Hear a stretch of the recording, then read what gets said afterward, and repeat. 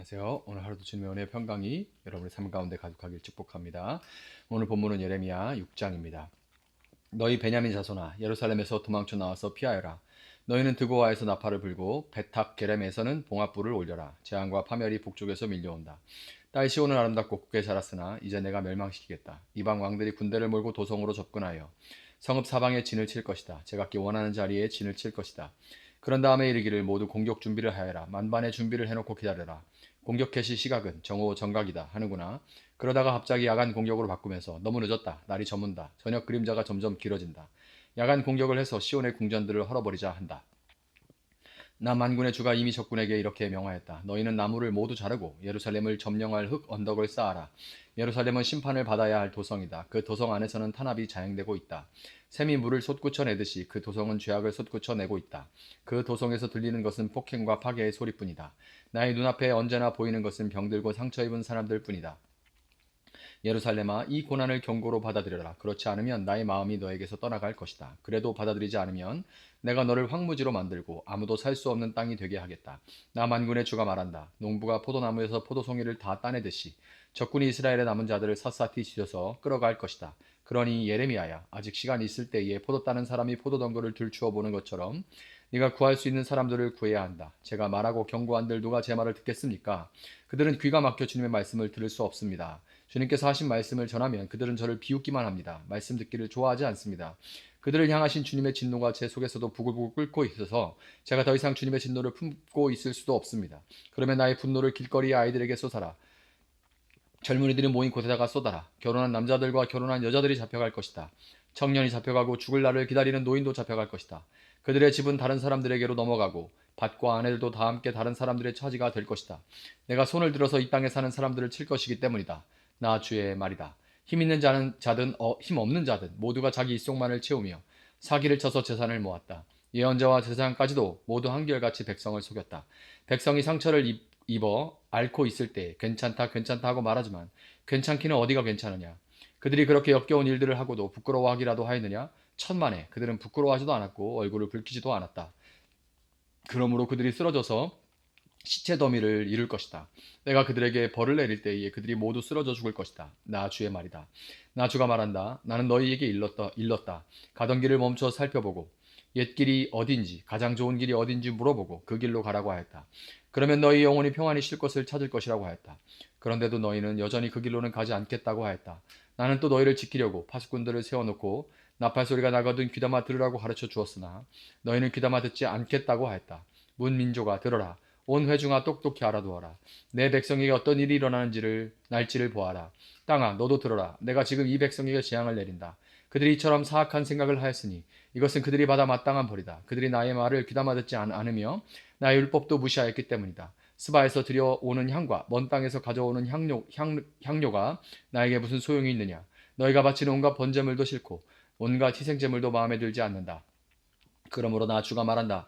내가 이 백성 앞에 걸림돌들을 숨겨놓아서 모두 돌에 걸려 넘어지게 하겠다. 아버지와 아들이 다 함께 넘어지고 이웃과 그 친구가 다 함께 멸망할 것이다. 나 주가 말한다. 한 백성이 북녘 땅에서 오고 있다. 큰 나라가 온다. 저 먼 땅에서 떨치고 일어났다. 그들은 활과 창으로 무장하였다. 난폭하고 잔인하다. 그들은 바다처럼 요란한 소리를 내며 군마를 타고 달려온다. 딸 시오나, 그들은 전열을 갖춘 전사와 같이 너를 치러 온다. 우리는 그 소식을 듣고 두 팔에 맥이 풀렸습니다. 해산에 진통을 하는 여인처럼 불안하여 괴로워합니다. 너희는 들녘으로 나가지 말고 거리에서 돌아다니지도 말아라. 너희의 원수가 칼로 무장하고 있으니 너희의 사방에 공포가 있을 뿐이다. 나의 딸 나의 백성아, 너는 굵은 베옷을 허리에 두르고 잿더미 속에서 뒹굴어라. 외아들을 잃은 어머니처럼 통곡하고 슬피 울부짖어라. 멸망시키는 자가 갑자기 우리를 덮쳐올 것이다. 예레미야의 내 백성을 시험해 보아라. 금속을 시험하듯 시험해서 도대체 그들의 정체가 무엇인지 밝혀보아라. 그들은 모두 반항하는 자들이다. 모함이나 하고 돌아다니며 마음이 완악하기가 노쇠나 무쇠와 같다. 모두 속속들이 썩은 자들이다. 풀무지를 세게 하면 불이 뜨거워져서 그 뜨거운 불 속에서 납이 녹으련만 불순물도 없어지지 않으니 금속을 단련하는 일이 헛수고가 되고 만다. 그들의 죄악이 도무지 제거되지 않는다. 이제 그들은 불순물을 제거할 수 없는 내버린 은일 뿐이다. 나 주가 그들을 내버렸기 때문이다. 아멘. 오늘 본문은 마치 폭풍 전야와도 같은 긴박함으로 시작하죠.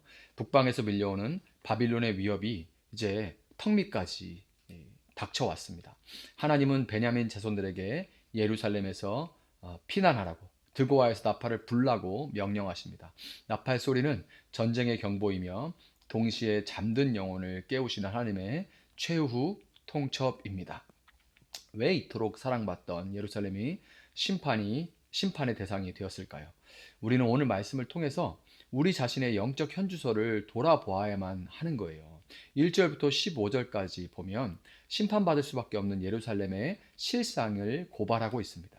예루살렘은 아름답고 곱게 자란 딸과 같았으나 이제는 이방 왕들이 군대를 몰고 와서 진을 치고 초원을 뜯어먹듯이 대적들에 의해서 황폐해질 처지에 놓이게 됐습니다. 아름답고 곱게 자란 딸과 같지만 지금은 그 형편이 아니라는 거죠. 그 원인이 분명합니다. 13절 힘 있는 자든 힘 없는 자든 모두가 자기 입속만을 채우며 사기를 쳐서 재산을 모았다.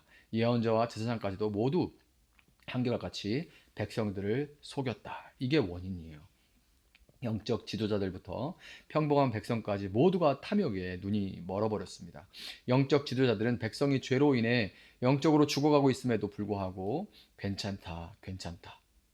그들이 뭐 헌금 좀 갖고 오고, 그들이 뭐 좀 재물 좀 갖고 오고 그러면 괜찮습니다. 잘 될 것입니다. 하나님이 다 하십니다. 이렇게 그들의 영적인 그 치명적인 상태, 치명적인 상처를 가볍게 여겼습니다. 공의 없는 사랑, 회개 없는 구원을 외치는 값싼 평화, 값싼 은혜의 본 모습이죠. 죄를 죄라고 말하지 않는, 썩어가는 상처에 그냥 연고만 발라 덮으면서 그냥 넘어가고 했던 그들의 영적 나태함은 결국 영적인 파국, 이 파멸을 불러오고야 말았습니다. 이러한 위기 속에서 하나님은 탈출구를 제시하시죠. 그것이 바로 16절의 말씀입니다. 나 주가 말한다. 나는 너희에게 일렀다. 가던 길을 멈추어서 살펴보고 옛 길이 어딘지, 가장 좋은 길이 어딘지 물어보고 그 길로 가라고 하였다. 그러면 너희 영혼이 평안히 쉴 곳을 찾을 것이다 라고 하였다. 하나님은 이스라엘에게 새로운 것, 무언가 거창한 것을 요구하고 계시지 않습니다. 이미 율법을 통해 주셨던 옛 길, 가장 좋은 길, 하나님과 동행하며 그분의 말씀에 순종하는 길로 돌아오라고 하시고 계신 거예요. 하지만 백성들의 대답은, 그에 대한 대답은 너무나 차가웠습니다. 우리는 그 길로 가지 않겠습니다. 하나님은 파수꾼을 세워서 나팔 소리를 듣게 하셨지만 그들은 우리는 듣지 않겠습니다 하고 거절했습니다. 영화 돈 룩업이라는 영화가 있어요. 이렇게 위를 올려다봐서 혜성이 이제 올려와서 충돌하게 되어 있는데, 올려다보고 준비해라, 준비해라, 아직 시간 있을 때 준비해라 그러는데 온갖 미디어와 돈 가진 사람들, 막 그런 사람들이 다 위를 올려다보지 마라 이렇게 얘기하고, 사람들은 올려다보지 않다가 결국에는 운석에 충돌해서 죽게 되는 그런 영화인데, 딱 이런 모습이에요. 우리는 듣지 않겠다. 나팔 소리가 들려오는데 안 들려. 듣지 마. 저건 나팔이 아니야. 신경 쓰지 마. 이렇게 하는 거죠. 결국 19절에서 하나님은 선포하십니다. 땅아, 너도 들어라. 내가 지금 이 백성에게 재앙을 내린다. 그들이 이처럼 사악한 생각을 하였으니 이것은 그들이 받아 마땅한 벌이다. 그들이 나의 말을 귀담아 듣지 않으며 나의 율법도 무시하였기 때문이다. 여러분, 우리가 당하는 많은 고난은 하나님의 변덕이 아니라 하나님의 말씀을 무시하고 내 생각과 욕심을 선택한 우리 생각의 결과일 때가 참 많습니다. 백성들은 멀리 스바에서 가져온 값비싼 향료와 유향으로 제사를 드렸지만 마음이 담기지 않은 이 형식적인 종교 행위는 하나님께 아무런 기쁨도 되지 못합니다. 순종 없는 제사는 하나님을 향한 의무 이행이 아니라 도리어 하나님을 기만하는 행위가 되기 때문이에요. 오늘 본문의 마지막 부분인 27절부터 30절은 매우 슬픈 비유로 끝을 맺습니다. 하나님은 예레미야를 금속을 재련하는 시험관으로 세우셨죠. 백성들을 용광로에 넣어 불순물을 제거하고 순수한 믿음을 추출해 내려고 하였지만 결과는 참담했습니다. 풀무질을 세게 하면 불이 뜨거워져서 그 뜨거운 불 속에서 납이 녹는 것이 정상인데 불순물이 없어지지를 않으니까 금속을 단련하는 일이 헛수고가 되고 만다. 그들의 죄악이 도무지 제거되지 않는다. 이 하나님의 탄식이에요. 그들은 아무리 징계의 불을 통과해도 악이 제거되지를 않았습니다. 결국 그들은 정년되지 않은 채 내버려진 은이라고 불려지게 되었습니다. 너무 섞인 게 많아서 은이라고 부를 수 없는 그런 상태인 거예요. 하나님께서 그들을 버리셨기 때문에 그들은 버려지는 은이 된 거죠. 스스로 정결하기를 거부한 사람들의 정결하기를 거부한 자들의 비극적인 결말인 겁니다. 오늘 본문 말씀을 묵상하다 보면 우리는 절망을 느낄 수밖에 없습니다. 우리 안에도 예루살렘 백성들과 같은 탐욕으로 가득하고 하나님의 경고를 무시하는 완악함이 있으며 형식적인 예배로 안심하려는 종교적인 그런 본성들이 있기 때문에 그렇습니다. 우리 힘으로는 결코 불순물을 제거할 수 없는 내버린 은과 같은 존재가 바로 우리 자신들인 겁니다.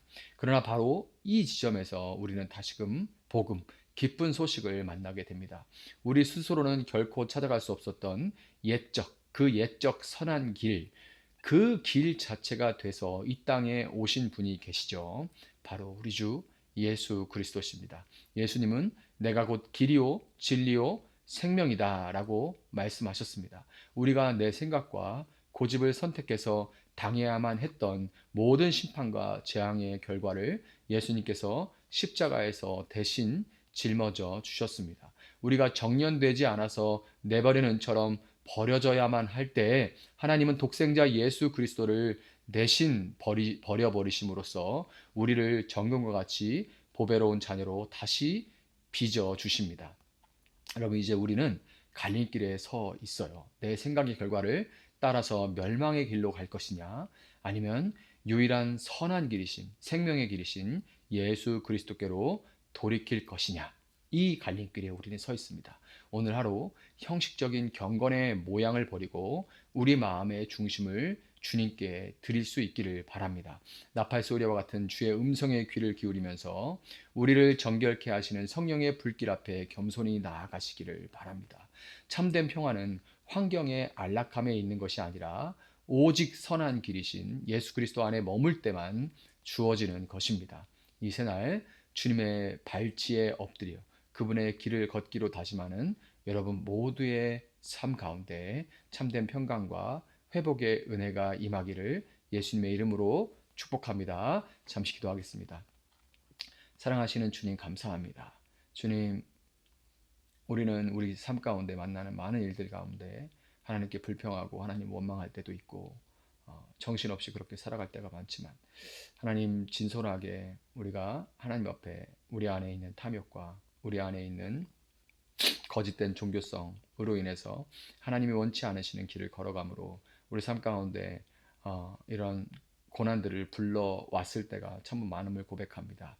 하나님, 우리는 스스로 하나님 앞에 돌이키고 정결해질 수 없는 내버린 은과도 같은 그런 존재들이지만, 그럼에도 불구하고 우리를 위해서 대신 버림을 당하신, 건축자의 돌과 같이 버림을 당하신 예수 그리스도로 인하여서 다시금 우리가 담대히 복음으로 인해 하나님 앞에 나아갑니다. 주님, 우리를 이 모든 어려움과 고난과 역경 가운데 정금과 같이 정결케 하시고 우리의 모든 불순물들을 태우시고 하나님 앞에 조금 더 한 걸음 한 걸음 나은 모습으로 서갈 수 있도록 주님 도와주시기를 원합니다. 그렇게 행하실 주님을 찬양합니다. 주님, 우리 삶 가운데 역사하여 주시고 우리를 새롭게 하시고 우리 걸음걸음 우리를 인도하여 주시기를 원합니다. 감사하며 예수님의 이름으로 기도합니다. 아멘. 오늘 주신 말씀 붙들고 계속해서 기도합니다.